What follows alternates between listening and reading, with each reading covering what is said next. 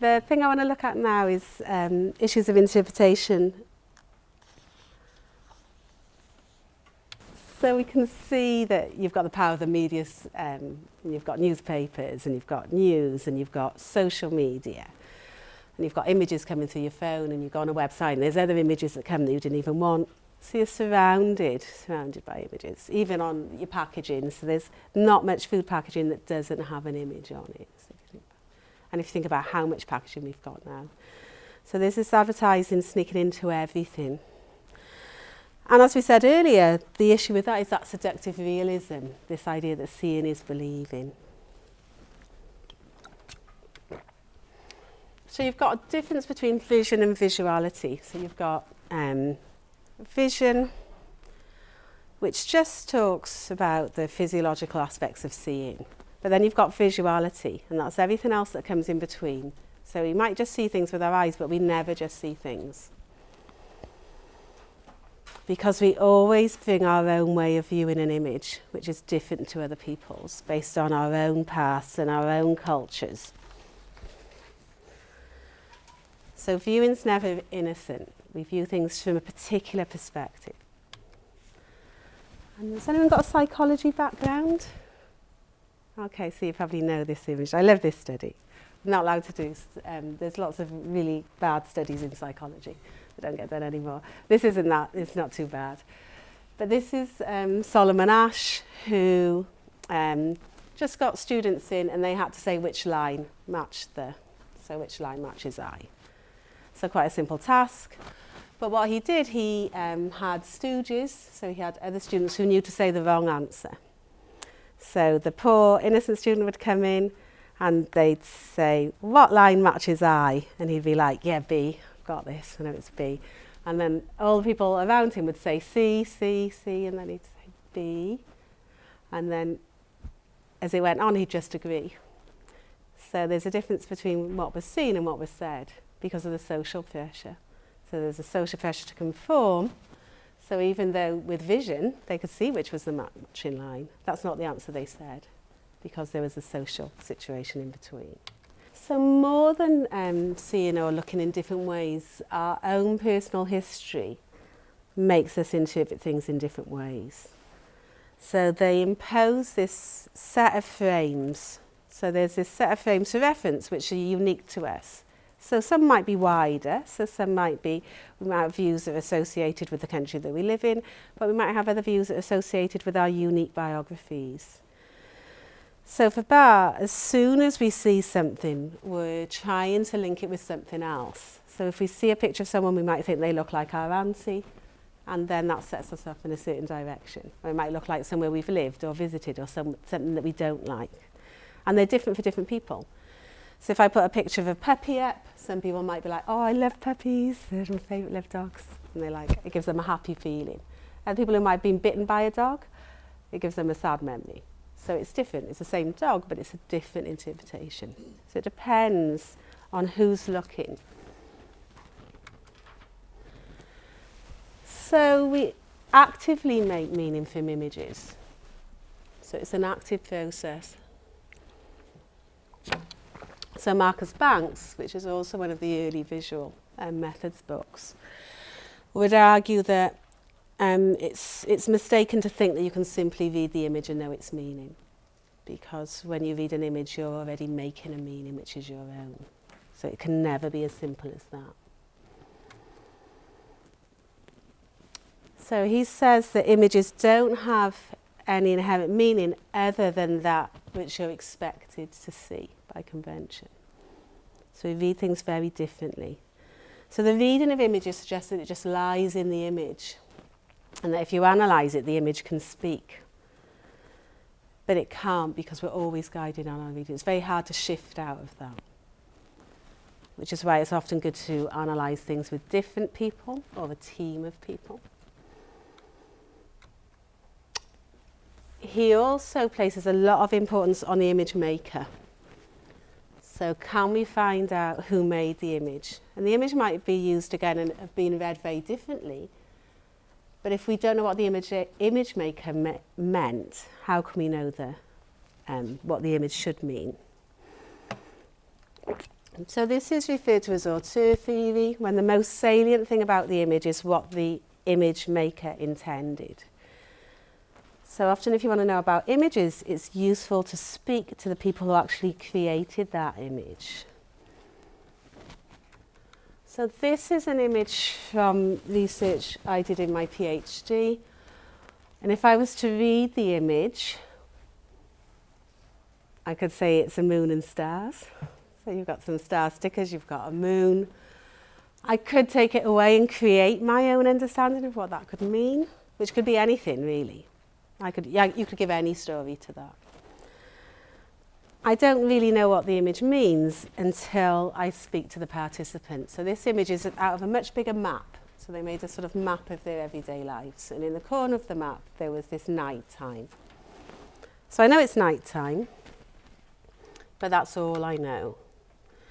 So here Tina, who I've called Tina, says, you probably would have mentioned college and driving about my mum's house. So this is a mature student who's doing an access course. But you wouldn't have known anything about the way I feel about the night. So when Tina talks about the night, she talks about it being really important to her. So she says about she's living in a marginalised area. She doesn't live with her parents anymore. She's got her own children. She's gone back into adult education. None of her siblings and all her parents want her to go back into education because they don't think it's for people like them. Where she lives, there's a lot of drug dealing, but she doesn't take drugs, so she feels trapped. So she's drawn the night sky because she says that this is where she goes to escape. So she can't, obviously she hasn't got a rocket, but psychologically, this is a space that's very important to her. So it's not a question I would have asked if I'd had a list of questions. What do you think about the night sky? And it's not a picture that I can understand without Tina's explanation. So I can only understand what it means because she's told me about it. So what you'll find, particularly in participatory frames, is that people now try and find out what it means. They leave space in the research. So they don't work with a group or individuals and say draw something and just take it away and give their own analysis. They do an elicitation interview around the image where people explain what they've drawn and why. Helen Lomax makes a really good point though, is that you can't always ask the image maker. So if you're analysing photographs from a photographer or pictures from an artist and they've died, you're not going to be able to do an interview. That's out of the question. What you can do though is that you can always get some sort of contextualisation. You can always try and do some research around the artist or the photographer or get some other background or reports. So you've got some contextualisation. So if you can't ask the people that made them, it's really good if you can get that. I teach third year undergraduates visual methods course. And when I first started teaching it, I sort of said, because they have to analyse found images from the media. And I was like, what you should really do is contact the photographer and get their account.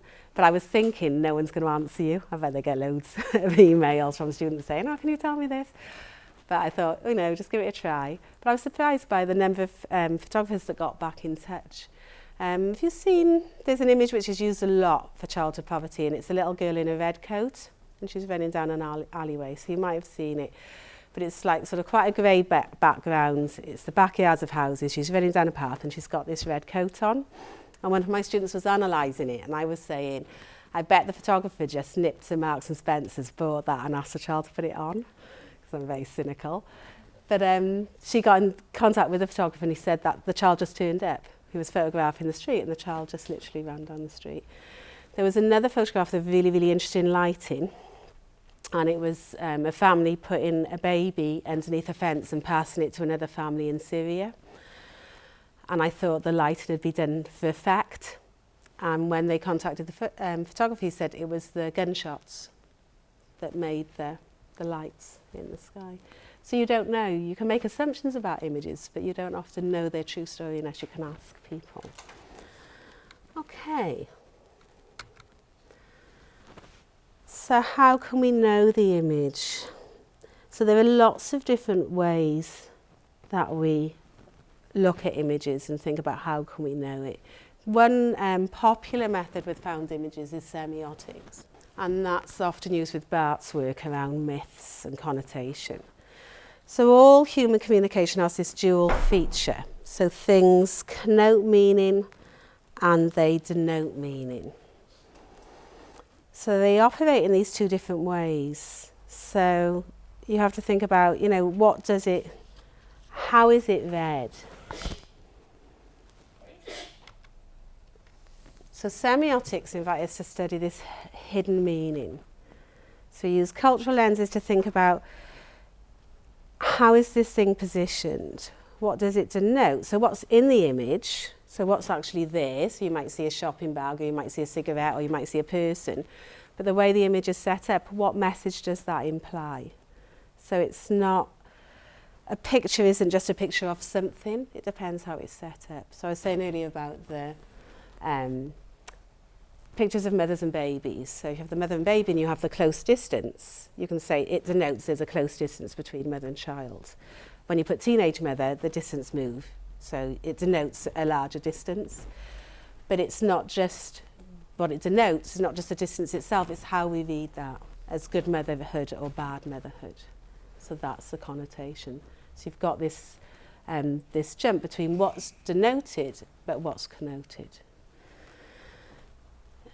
So the meaning is created in this situational act of viewing and created differently by different people. So even though images may denote exactly the same thing, the connotation shifts between person and culture on who's doing the reading. The context of the image also contributes to its connotation. So is it in an art gallery? Is it graffiti?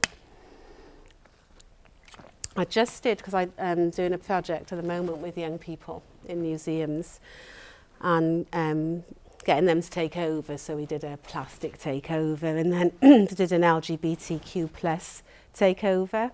So in Wales we've got a museum called St Fagans, which is huge because they've rebuilt houses from all over Wales, so it's really big. And they've rebuilt a working man's club. So we did this Queer Institute Day and young people took it over. And they had all these photographs that they'd done themselves, and just one photograph had a topless picture in, of a female topless picture. And there was such a fuss about this picture, and I thought, if you go in any of your sites and look at the artwork, there'll be loads. There's nude marble, there's nude, fine art. But one photograph with boobs in it is just like, no, because the context is different. So the way that we view photographs also depends on the context. So are they viewed as art or are they viewed as porn? So it depends. So that's connotation denotation. Where you see this a lot is in advertising. So in advertising, they really play on this because they don't just want to sell the product, they want to sell the dream. They want to sell the lifestyle. The product isn't enough. Because if it was just a product, we'd just buy one until it broke. But capitalism wants you to buy more and more and more and more. So it can't just sell the product. It has to sell something else to shift more goods. So it's when you buy a car sometimes, it's not the car, it's the second level of meaning. Okay, it's the connotation that makes you buy it. It's the connotation that makes you think that you're buying into this lifestyle that makes you more powerful or sexy or attractive or accepted by your peers. And then when you get the product, it becomes empty and meaningless because it can't really give it to you. So you get sucked into this idea that the thing's going to give you that, but the thing becomes empty and meaningless. So you see it here. So when you see car advertisements, they very rarely just focus on the car. There's other things going on. So they're selling happy family life, or they're selling young and fun. There's another message. It's never just about the car. So advertisers know very well about the difference between what's denoted and what's connoted and how to sell things. So you can imagine this poor person now that's gone to buy the car and they're like, when I've got my Mercedes-Benz, that'll be it. People will fall at my feet in love with me. I'll look so good. I'll turn heads. And then they get the car and they're driving around. No one's even looking. So it becomes mealiness. So there's been lots of great work around advertising. So Goffman looked at gender politics in advertising, did some really interesting work around the grammar of subordination. So how do men look to camera? How do women look to camera? So when you look at shots of men in advertising, often very much like this, straight on, more powerful. Women often on the side, heads down, subdued, head on the side. So you get these different looks. He also looked at who was sitting, who was standing, who was kneeling. So if you look at lots of images when you've got men and women in adverts, there are different positions. Harper also did a really nice study when he looked at billboards. And he showed these billboard images to American women and Italian women. The billboards had been created for an Italian audience. So they were selling underwear. So they had all these different images of women in underwear selling underwear. When they showed the American women, they had a very different interpretation to the Italian women. So the Italian women looked at the billboards and they said, it's sexy, we're powerful, we love them. It's very clever advertisers because they're selling to an Italian market, obviously worked for them. The American women said, it's disempowering, it's abusive, I would never buy this, I don't like this, it looks like violence against women, I don't like the way they're subjected. So the American audience hated them. The Italian women thought they were great. So the advertisers know their audience. They use particular images, exactly the same images, but overall, the Italian women read aspects of the images as passion, the American audience read them as violence. There are critiques of people using semiotics, though, that it's this idea of determinism, so who can read the truer meaning? So this is what it denotes, this is what it connotes from the academic perspective. And are academics committed to their symbolic ways of seeing things? So depending on your own political associations and the way you view the world and your politics, would you read the images in a particular way? There's lots and lots of ways of knowing the image, which we can't cover today. It would have to be a different workshop on visual interpretation. But there's lots. So we'll look at breaking the frame later with the reading.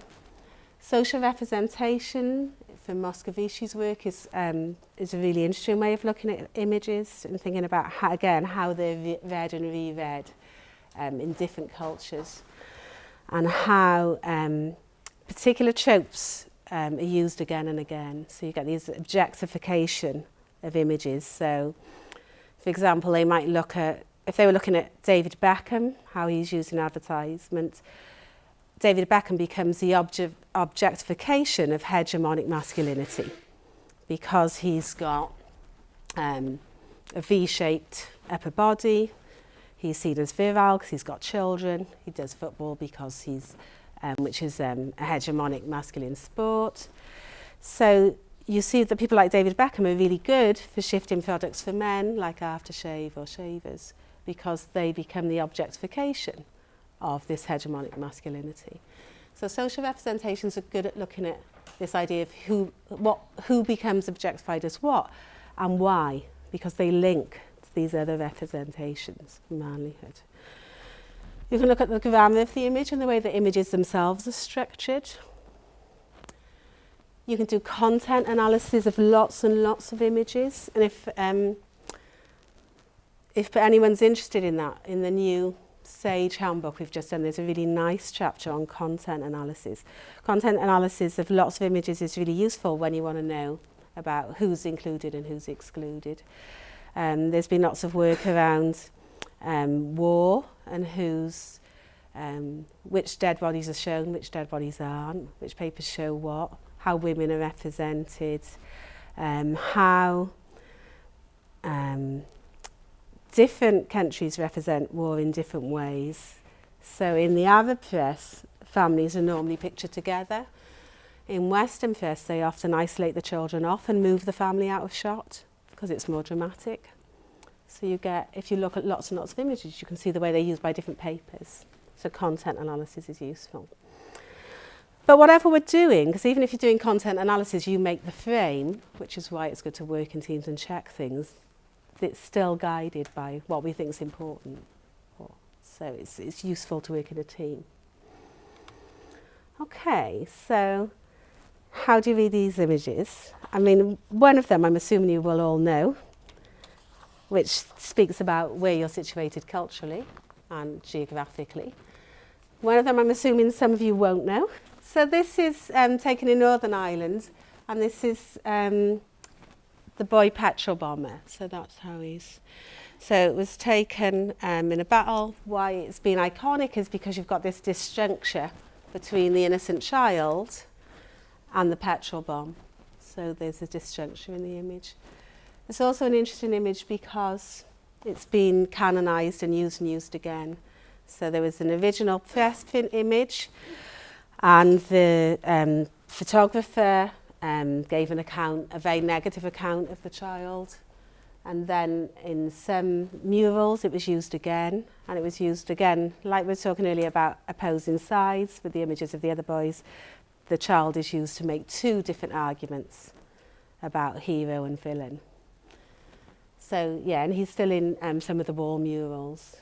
So that's quite a famous image. And it also talks about the ethics of images and children. What was quite interesting about this image as well is that she became the image of stoic American, white American, poor stoic people who got on in adverse situations. But she wasn't. She was actually Indian, but you can't see that in the black and white photograph. And there's an argument that if people had known she was non-white, she wouldn't have been used in this way. And we'll come back to her again on ethics, because she was very unhappy about how the photograph got used, because as much as things could go viral then, it got produced and reproduced. And she didn't have a high level of literacy, but she wrote to the newspapers and said, please don't keep printing my picture, because she was fixed in this trope. She became the icon of the poor mother, and she couldn't escape from it. So that image has an effect on her across her life, of being this fixed in this trope for time immemorial. So what you get now is a lot of photogenic poverty and sympathetic equilibrium. So years ago you'd have images of the starving child used by charities to get in revenue. So it'd be starving child, starving child, starving child, and people would be like, oh, I've seen these starving children. There's no emotion, there's no punctum, there's no movement. We've seen it all before. We're deadened to it, we don't care. Now there's been a move, so if you look at advertising for things like WaterAid, now you get the chubby cheek, smiling, you gave us some money, look, we're all happy. Very photogenic children. Any children that don't look beautiful enough, please get out the shot. We only want the happy, chubby children, because it's a different discourse, because people have got fed up, they don't care. It's like starving child, whatever. So they're new. So this is brought in. So it isn't too upsetting. So you've got this sympathetic equilibrium. They could do with my help, but then they're not making me want to turn the TV off. So different ways. And the other interesting thing in that paper is that disjuncture between the Marlborough Marine and his life. So what becomes more real? So the Marlborough Marine, again, talking about tropes that are used and reused. His image links with the Marlborough cigarette adverts that were used for years with cowboys and heroes and soldiers. But he becomes that image more than himself. So even though that's not him, he's got post-traumatic stress, his wife's left him, he's still fixing that trope, a bit like Migrant Mother. Okay, and I suppose all these examples show us about the power of the image and what it means for people to be represented and re-represented. So the next thing that I wanted to look at is familiarity. We've already been talking about how photographs do things to us. So we're not simply these autonomous, aloof viewers. We bring our own subjectivities to the viewing, and they have consequences. So they have consequences like punctum. But what else does art do? So there's an idea that art pushes us outside of automation. It forces us to sometimes slow down or to linger or to notice, which is why art's often used politically or to get a message over, and you have art installations. So they'll move people from their everyday perceptions of things, they'll stop people, they'll have an impact on people. This also happens when people make their own art. So often when you're busy in your life or you're just talking and asking questions, it becomes automatic. When you've got to do something or make something, it gives you an opportunity to defamiliarise with your own everyday life and opens up spaces of reflexivity. And this is important because of the familiarity issue. So if you've been researching in an area you know, you'll be aware of the familiarity issue. So this is often a problem for people studying in schools. So if you're studying in schools, most people will have had some experience of school or university. So here, Greer's saying, I was bored at the thought of studying undergrads. You know, you only see what's there to be seen because you've seen it before. So it's very hard to do structured observations or any sort of observations in a school or ethnographic work because it just looks like school. Just like the teachers at the front, people put their hands up. It just looks the same. It looks the same as your own experience. So it's very hard to make the familiar strange. With school-based research, people have tried to do this by looking at things in a different way. So Sarah Delamont and Paul Atkinson have got decades of work now looking at education, but instead of going into the school, they study how opera singers are taught, glass blowing, capoeira. So they're a basis of teaching and pedagogy, but it isn't in the normal situation. And then you notice those interactions, you notice how things are done, because it isn't the school environment or the learning environment that you're used to. Thorne also did a lot of work in playgrounds, Emma Reynolds did a lot of work in playgrounds to look at interactions. But shifting the focus so you can still look at the topic you're interested in, but you're looking at it in an unfamiliar setting.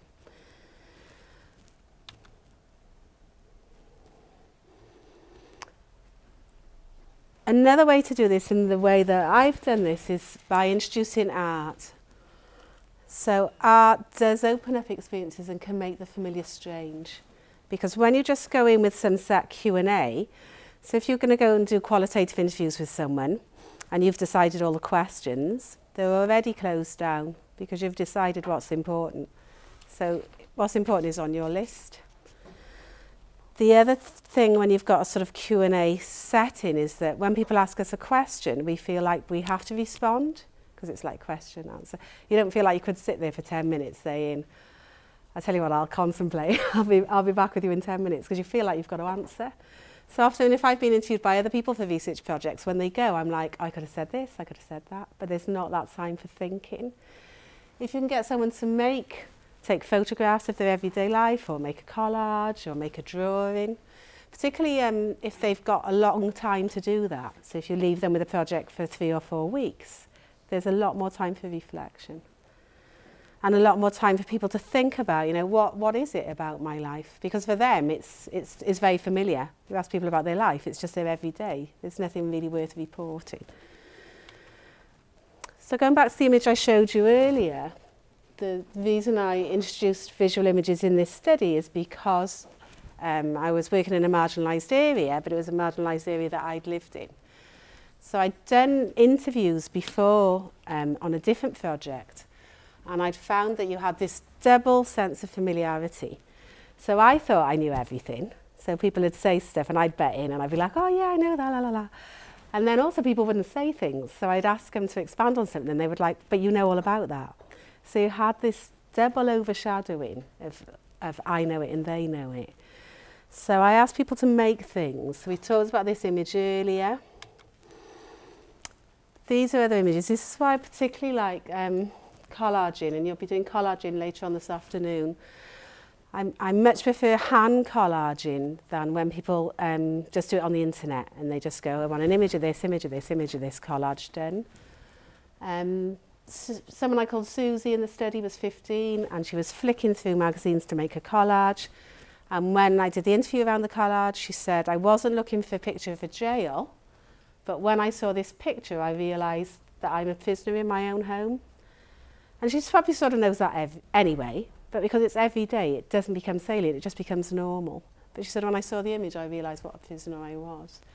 So she was in a situation when her brothers could go out after school and do what they wanted, but she was ferried to and from school and wasn't allowed any autonomy or freedom with her friends outside the school space.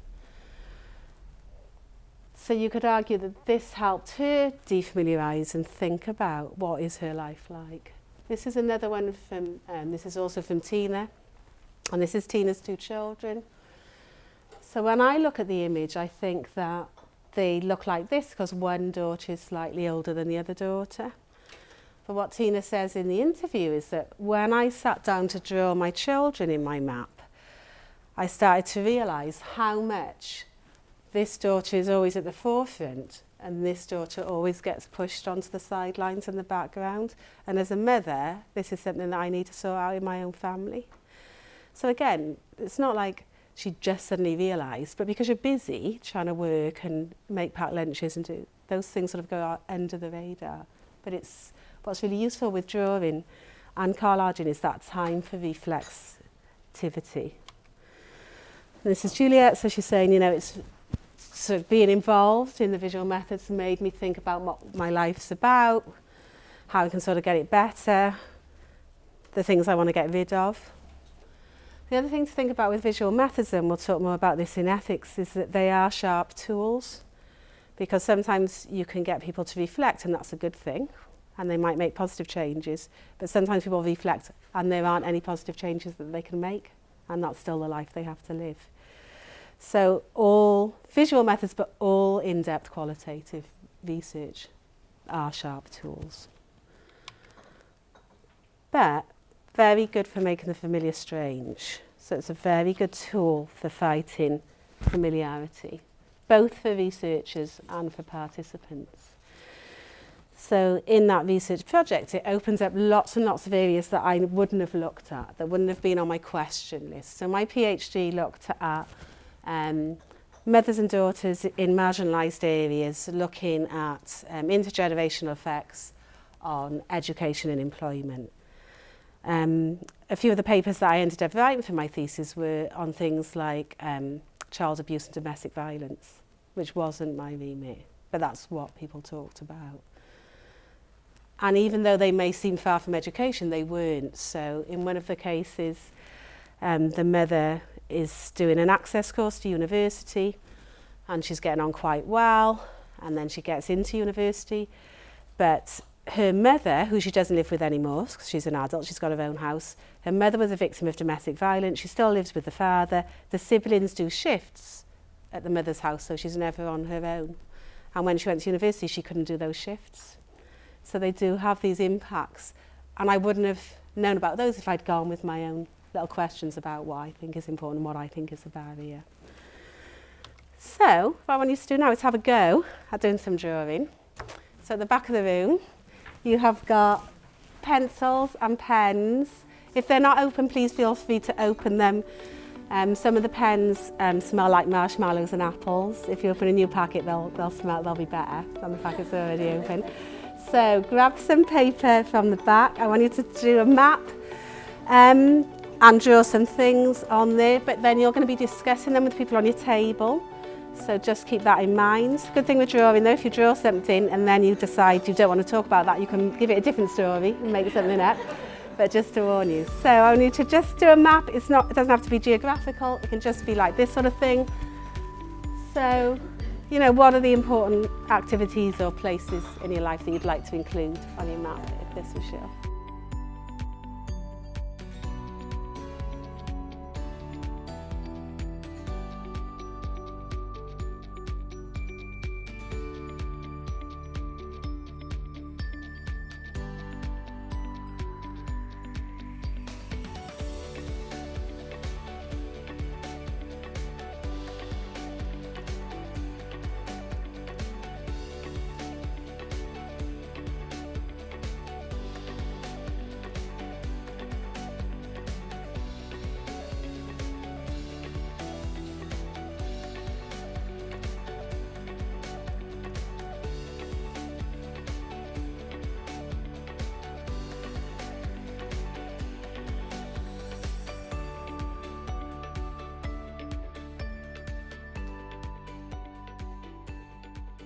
How did people find the activity? Because there's different ideas around.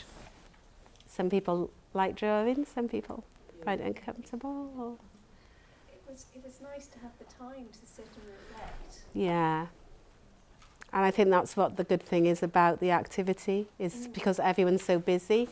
And you sort of know, if you've turned up to do an interview, I'm interviewing staff now with the museum project, if they haven't got a pre-task to think about it, when you turn up, they're just like rushing, and then they're like, oh no, she's come in, oh yeah, interview.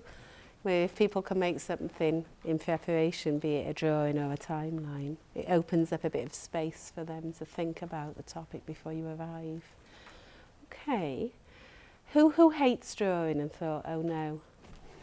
Yeah. Well, that's a small percentage. Lots of adults really hate drawing, and the idea of having to sit by someone who's going to see their drawing, especially if you're sat by some, like Mr. or Mrs. or like artistic genius, and they're like doing all this amazing stuff, and you're sat with your little stick men going, why did I sit next to you? So it can put pressure, so it's not always suitable. I find with young children, I've never had an issue, so they're happy that you give them all the stuff, then they're phoning you the next day, I've done my amazing thing, come back and see it. Where with adults, sometimes you just need a different activity, because it's... Or a mixed activity. Like some people love drawing. Yeah. For people who don't like drawing, especially when there's other people looking at what you've done. Yeah, yeah. You really don't want to be doing it. No, and so you don't want to create something that's stressful. But that's why with adults, if I was working with children, I wouldn't bring pens that smell like anything, because children are just abstract anyway.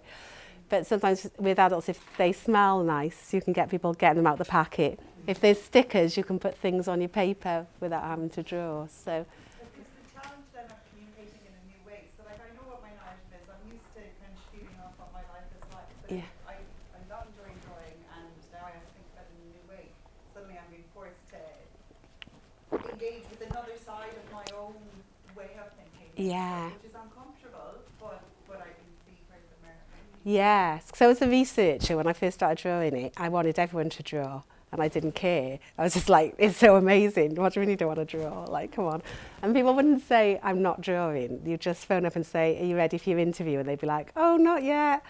And it would just go on because they didn't want me. And some people would say, I've done my drawing, but I don't want you to see it. But because I sort of knew that drawing does that, what you're talking about, I just wanted people to do it. My PhD supervisors were saying, Dawn, you know, if you want to do participatory methods and you're forcing your participant, you're just losing that. It's not participatory at all. So I think it's good to have a suite of methods, and we'll talk about that later. But yeah, that can be an issue. And for some people, it's just a bit uncomfortable, but for some people, they just wouldn't want to draw at all, and it's a difficult one. Okay, any other? I missed the point of what you made on the smelly things. Oh, yeah. It's intentional, you know. It's intentional, and I've only done that to work with adults. If I was working with children and I was going somewhere and I'd left my smelly pens in work, I wouldn't be worried, because young children, particularly sort of primary and junior age, they'll just draw because they're doing it in school. And they haven't had this horrible process, which happens more in high school with art teachers or people saying, you're rubbish at drawing. So they believe their drawings are amazing. So my grandchildren draw all the time for me, and they're like, they think they're Van Gogh. They're just like, seen that? So, but I think to adults, you get that confidence pushed out of you.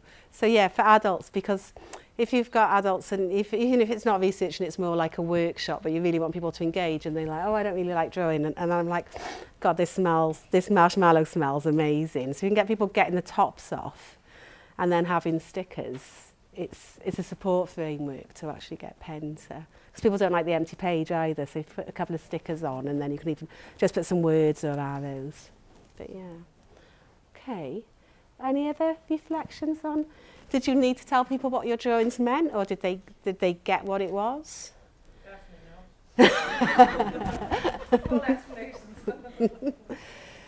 So that talks again about, you know, it's really important to have because there are research approaches where you do take them away and people put their own analysis on, particularly more psychology based. And you can sort of still do that. So my main analysis is the talk. So I tend to focus on the talk around the images rather than the images themselves when people have made them. But sometimes there are disjunctures in the image and the talk.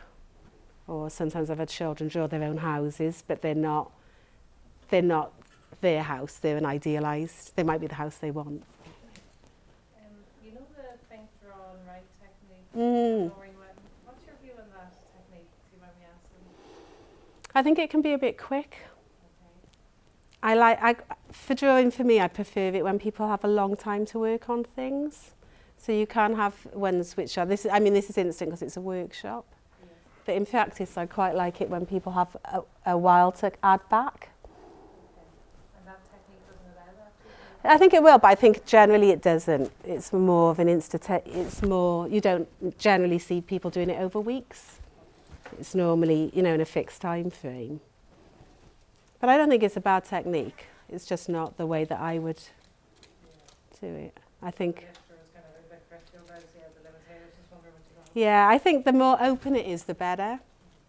But that's also quite dangerous. But if it's very open, you get it to go in directions that you might not have imagined. So that the more open it is, I think it's better. But then if you're in a really tight research frame and you've got to get something back to funders, then you're opening up lots of things that you won't have time to. Or limited access to children maybe for the data gathering.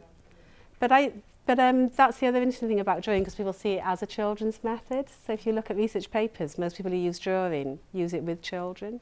But I think it's just as successful to use with adults. I don't think it is a child. And you get that with participatory methods, full stop. So when people see me in work, if I've got sandboxes or fuzzy felts, and they're like, are you going to it with children? But I think it works so well with adults because so many adults are distant from doing that. Can I just ask, do you think there's a gender dimension to drawing? Have you found that women are more open to drawing than men or not? No, not really. I couldn't say, it's been more women or more men, so it hasn't been gendered. I think sometimes with young people, there comes an age where drawing is for girls and drawing's not for boys. So it would be more with young people that I would see that craft is a girly thing rather than adults. So, yeah. I used to work with adults using the arts in healthcare and community contexts, and sometimes we used to find, especially with older people, sometimes working with men we used to find that it might be useful to introduce something that was more like construction or making, and some Like men would Lego or... kind of, or even using clay or sticks or construction materials. For some men, they would associate that with kind of more masculine occupations, or they might associate with something that they've done in the past, like they used to be a builder or they used to be carpentry or something. So Yeah. that was useful. So I think there are gender dimensions. In my research, I haven't. But Michael Richardson did a lovely study with men of Irish descent living in Northern England. And he just used like the toilet man door as an outline. And then he got them to draw things in it. But some wouldn't, but he drew it for them then when they didn't want to. But it worked. It was just such a simple idea, but it worked really well because they had this man who became them, and then they put things outside the body and inside the body. So yeah, I think it can work. I think you just have to make adjustments sometimes for different groups. Any other ideas? Do you record the data then as it's coming up? Like, so you said you were interested in the talk side of things, so how are you logistically managing that? So if I get people to make things at home when I've got more time, which is my ideal sort of scenario, then I wouldn't see the making because their making is on their own without me being there. So the discussion would be around the drawing when they come back. So it would be an elicitation interview around the drawing. Sometimes I've done collaborative sandboxing or collaborative methods when I make something about my life and they make something about their life. So then I would probably leave the recorder on because sometimes the talk starts in the making. Some people video record. I don't tend to video record because of the ethics, because I'm worried about the people being visible, and because of new rules with the SRC funding, when they don't just want the output, they want the data, which I'll talk about more, the whole data set. But yeah, so sometimes people analyse the video and then they make notes about the. So yeah, I can make notes about like facial expressions or something, but you do miss.